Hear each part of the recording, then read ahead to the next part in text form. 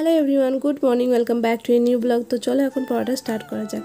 আশা করি তোমাদের প্রিপারেশন খুব ভালোই চলছে। তো আমি এখন ওয়ান ওয়ার্ড সাবস্টিটিউশন থেকে আমি পড়ে নিচ্ছি, কারণ আজকে আমি রিভিশন দিচ্ছি। আগে আমি এগুলো পড়ে মুখস্থ করেছি, তো আজকে এই সিরিজটা রিভিশন দিচ্ছি আর সেখান থেকেই লিখে নেব।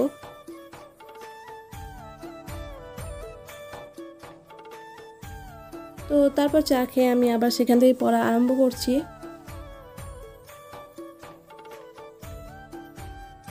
আর তারপর যেগুলো আমার পড়া মুখস্থ হয়ে গেছে সেগুলো আমি খাতায় লিখে নিয়েছি, কেননা খাতায় লিখলে আমার ভালো মনে থেকে যায়। তারপর সকালে খাবার খেয়ে আমি দেখছি প্রচণ্ড বৃষ্টি আরম্ভ হয়ে গেছে। বৃষ্টি আমার খুবই ভালো লাগে। তো আজকাল এরকমই ওয়েদার থাকছে কদিন ধরে। তো এর মধ্যে আমার 2.5 ঘন্টা পড়া হয়ে গেছে।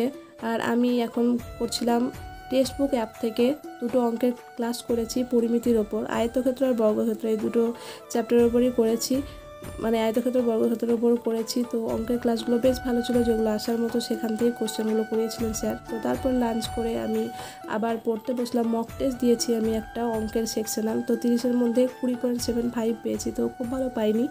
তো তারপর বিকেল থেকে আমি চাটা খেয়ে আবার পড়তে বসলাম। তো যেগুলো মকে ভালো পাইনি অ্যানালিসিস করছিলাম। তারপর ডিনার করে আমি একটা ইতিহাসের কুষাণ বংশ চ্যাপ্টার থেকে একটা স্যারের ক্লাস করছিলাম। স্যারটার নাম আমার অতটা মনে নেই।